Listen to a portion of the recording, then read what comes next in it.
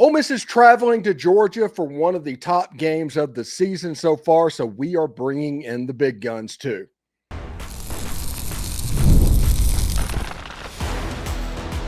You are Locked On Ole Miss, your daily podcast on the Ole Miss Rebels. Part of the Locked On Podcast Network, your team every day. Welcome to the Locked On Ole Miss podcast. I'm your host, Steven Willis, a 10-year veteran member of the national media with Yahoo Sports and a former Ole Miss staff member. We bring in two-time AP National Coach of the Year and TC legend Gary Patterson to kind of break down this Ole Miss-Georgia game and tell us how he thinks it is going to go. Thank you for making Locked On Ole Miss your first listen. And please give us a like, subscribe, and comment on your way out. Check out a second listen on the network. Nearly every team, college and pro, is available. Today's episode is brought to you by Game Time. Download the Game Time app, create an account, and use the code LOCKEDONCollege for $20 off your first purchase. Pretty good. We got TC legend Gary Patterson in the house. And Gary, Coach, let's see. Can Ole Miss upset the Georgia Bulldogs in Athens this weekend? Well, yeah, I think for Coach Kiffin and Rebels, I think the whole key is that this is the next step, being able to get to, everybody thought a year ago they'd make it to the playoffs with the team that they'd put together. And I think for him, it seems to be, as I pay attention, I always felt like there was going to be one game that Lane was really going to call well at home. Obviously, a year ago it was the Georgia game, and then the LSU game this year. But going on the road, I think if you want to prove yourself as a program, I think we felt like that at TCU. If you had to go into a big stadium, you had to go into somebody that had predominantly been the dog that you had to knock off the block, and for him to be able to prove, and the team to be able to prove what they want to be able to get done, they've got to be able to beat Georgia at Georgia. When you do that, that's really what champions do. I mean, that's what Coach Saban has done at Alabama, and the people that have spread off from him.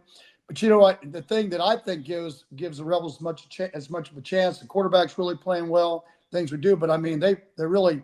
I don't think it gets talked about enough. I think they're just playing great defense. Really. Talk about a little bit what you've noticed from the Pete Golding defense, because they've given up explosive runs a few times in the early parts of this season to where there's been a little bit of teeth gnashing and stuff like that. But overall, they've been pretty sticky in the secondary, and they haven't quite got home and got the explosive plays, but it feels like they're young and getting there, right? Well, he's been, I think he has. He's had a change. He had a little bit more veteran group a year ago, but they understand the scheme. I think you look at Alabama too. You have some teams Texas that have young players that are playing, and every week, I think when you play in the SEC, it's like you grow up dog years. I mean, it's like that ball game in front of those kind of crowds, especially when you play on the road. If you play well, that you're going to grow up and you're going to learn a lot more than what just an average ball game is going to teach you. And so I think the confidence level for them, as they do when you win, but you don't play your best football, that's when I think people gain a lot of confidence, because you don't fool kids. Kids know when they played well. They know when they don't play well. You don't fool a 6-year-old. You're not going to fool a 22-year-old. That's not what's going to happen. So you have to be honest, and if you could do a great job, and Coach Golden does do a great job of teaching, if he's done a great job going up to this point of understanding, this is going to be a great teaching moment for him, one way or the other, because this is one of the top 3 teams in the league. Sometimes been the top team here in the last couple of years, and you go in and you play against the quarterback. You understand they're going to come right at you. How they do things on offense, and they're going to play at home. And I've always said the way you win, when you win against teams that are really good, you got to be the best defense on the field that day.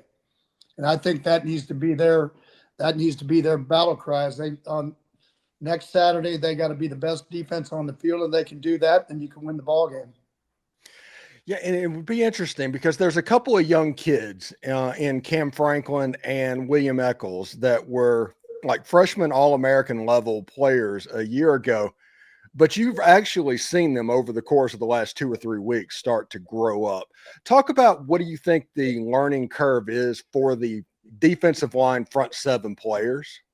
Well, it's the SEC, because of the physicalness of it, is a trial by fire. I think there's no hiding.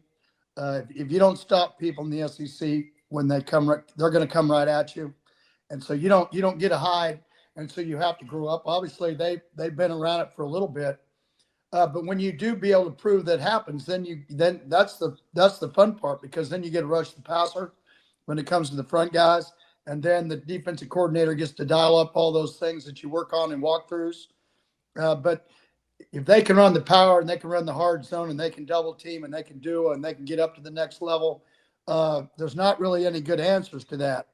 Especially with young defensive linemen. I remember difference between young and old and talking to them.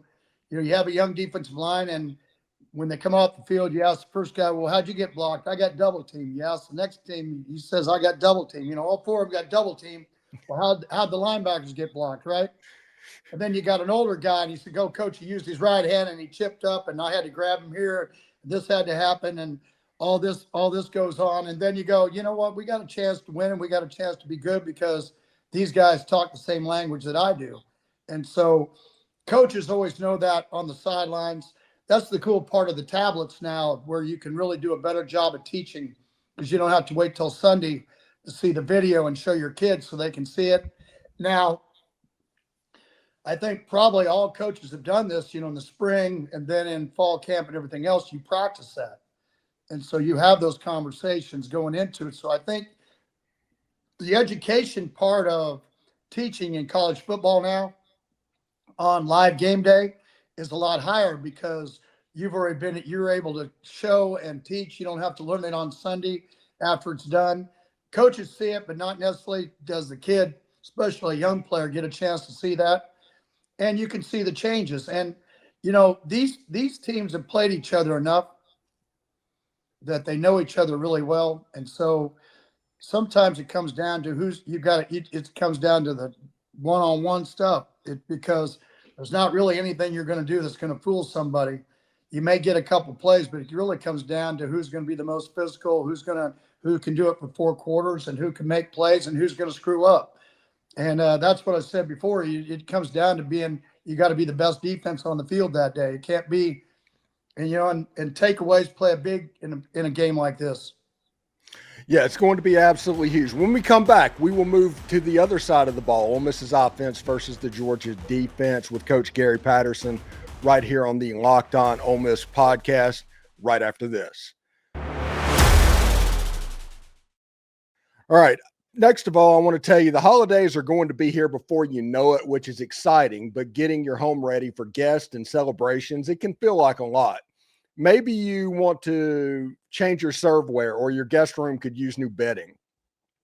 Wayfair has everything you need to get your home ready to go, from the Christmas trees to wreaths to bedding to cookware, inflatables, whatever you need, they have it. Wayfair makes it easy to personalize your home for the holidays with a huge selection of every style and budget.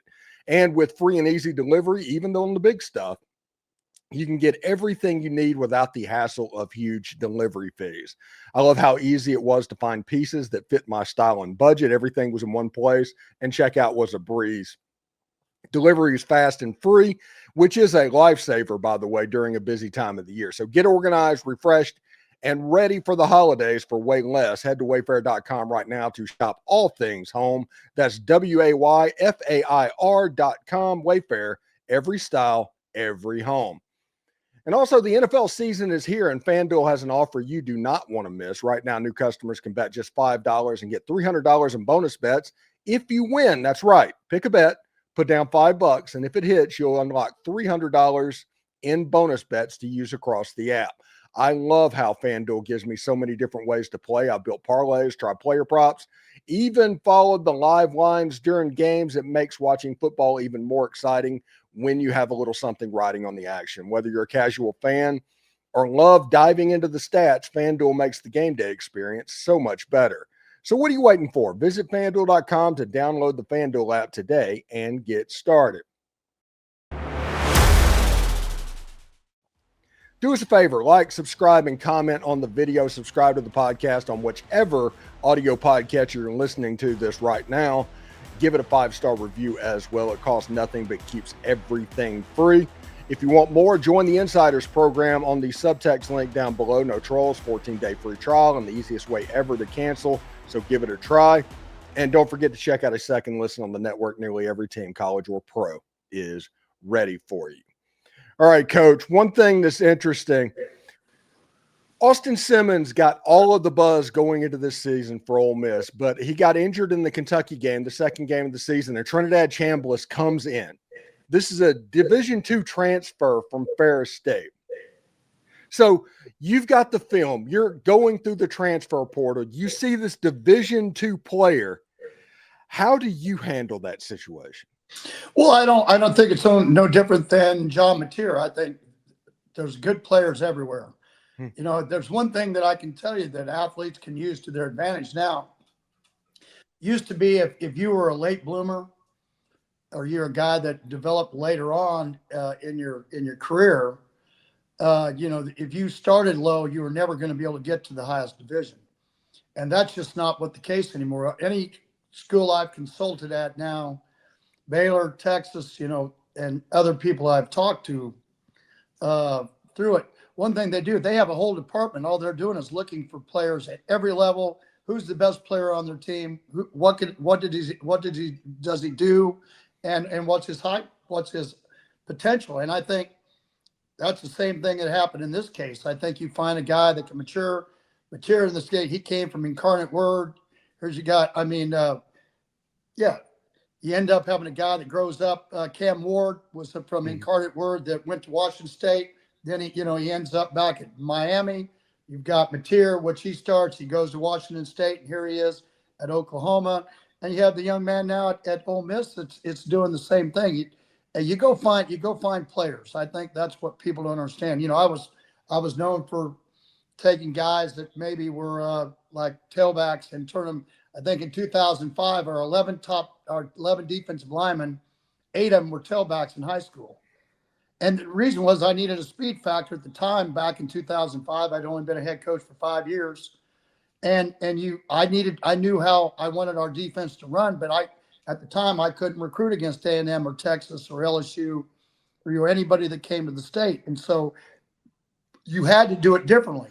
And sometimes in the case for Ole Miss quarterback, you have, you know, it's a set hard for one because he gets injured. You got the other guy comes in, but for whatever reason, it fits. The same thing happened at SMU. The quarterback they had didn't work. They bring in their starting quarterback now, and they haven't lost very many ball games since he came in.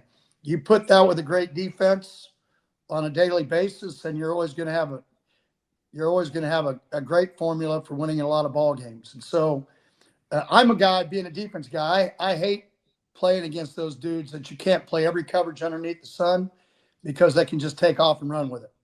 Yeah. I mean, that to me, that bothers me more than anything. If I just get a true drop back guy, I can play man under, I can turn my back to the ball and I can cover people, and I can do all that kind of stuff. And you can't do that when you got a guy that in one step, he takes off after he stands back there for a little bit, and he can beat you with a 30 or 40-yard run because nobody sees it coming. And so that's something that I don't think people prepared for. They didn't know about. Probably Ole Miss knew, but they weren't sure because they hadn't seen it live. And now you know, and now everybody's excited. So Ole Miss taking it on Georgia. They're doing the defense that basically Nick Saban ran at Alabama and LSU, and then Kirby had it at Alabama and went to Georgia and brought it with him. And you have a quarterback that has a Division II background. This is going to be the biggest, most raucous road game that he's ever played. Any concern for the Division II transfer stepping out on that stage, or do you not necessarily worry about that because of what he did against LSU? Well, and I think LSU has a really good defense. They're very similar because they're both really fast. You know, I think that's one thing you always have to deal with a Coach Smart defense is, you know, they're going to be able, the guys on the edges can really run. You always have two big guys in, but they're going to bring inside and outside linebackers, and they're going to be able to play zone and man free and different things. They're going to give you a lot of looks, and you got to be careful once you get in second and third and long. And so I would tell you the thing, and if you watched them like last year against Texas, Texas was really an outside pin and pull type running game team, and they could not do that against Georgia. And so the only way that you can slow all that down is you got to be able to come right at people. You got to be able to come right at them, and you got to make them honor and keep people honest on the inside, and then you can get to the outside, and then that helps the young quarterback. If you can't run the football and you're a young quarterback going into a place like Athens, then I think that's a formula that's not real good. So some point in time, and I'm sure Lane is Coach Kiffin is already thought about that. You got to be able to run it. You're going to probably have to play action.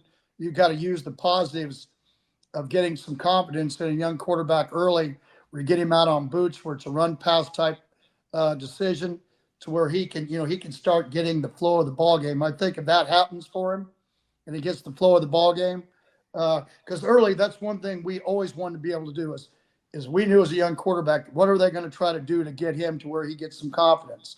So we would work a little extra time on all like sprint out boots, what I call hammer boots, where they bring people on behind the line of scrimmage and they block for them, give them, all those are forms of running plays along with hitch screens and everything else. How do you do all that to make him feel comfortable when he gets into the ball game? Because once he does, then his natural ability is going to take over. If he has to get down to where he's thinking, young quarterbacks don't really do very well in those kind of situations.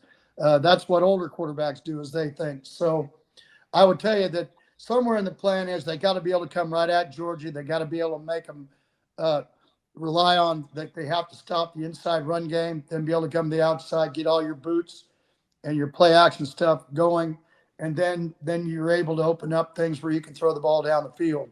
And somewhere he's probably is going to be in the game plan. They're going to try to use his legs, not just in a scramble situation, but in just design plays.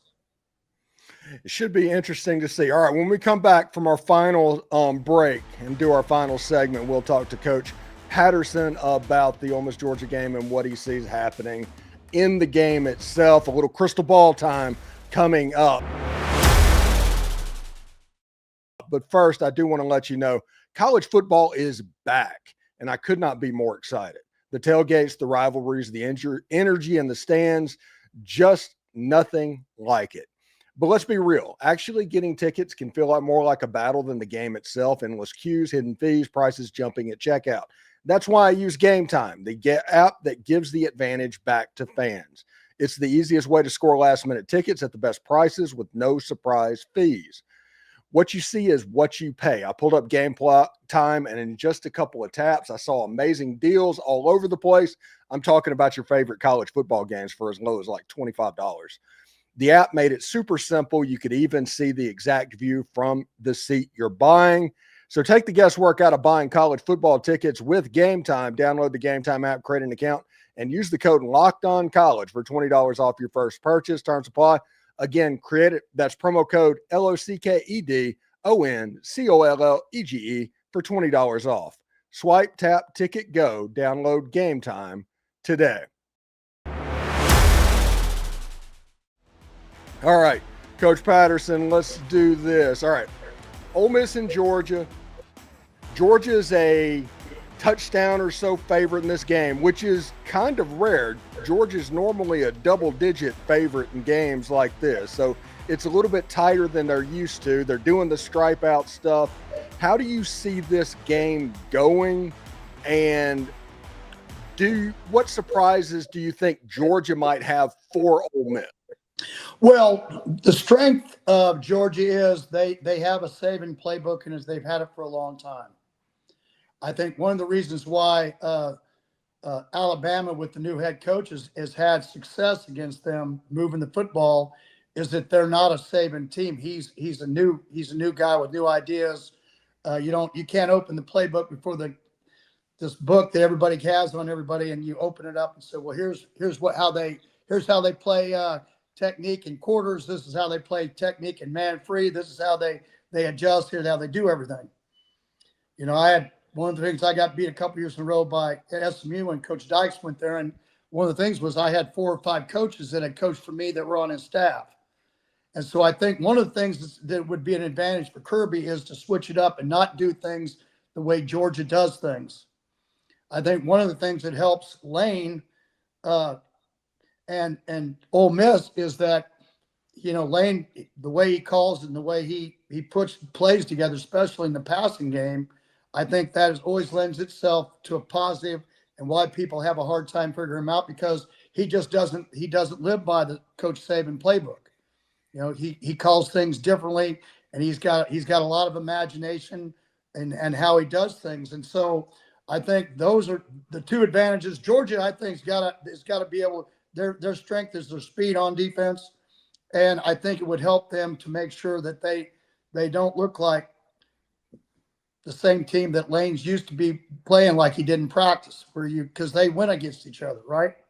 Mm-hmm. And so in Lane's case, in Georgia's case, then if they can get where they have change-ups and gives them looks, and then let the speed factor come in, I think this comes down to which quarterback doesn't turn the ball over, who can run the football, and at the end, I think who can take advantages of those takeaways. Whoever does that, I think, is going to win the ball game. That's, if you watch the game against Auburn last week at Georgia, with Georgia, I mean, it came down to a couple plays. That the goal line play. I hate to tell you this, but I mean, I don't get paid to be a referee, but it sure looked like the ball went across the plane of the goal line from where I was looking from. You know what, Coach? Speaking of that play, Auburn in that thing let the decision that it didn't score completely affect them for the rest of the game. How do you fight that? Well, it's hard, emotion and all that kind of stuff. That's, that all of us try to get to where, I've always said in a ball game, there's 5 plays. Okay. There's a lot of plays, but there's 5 plays.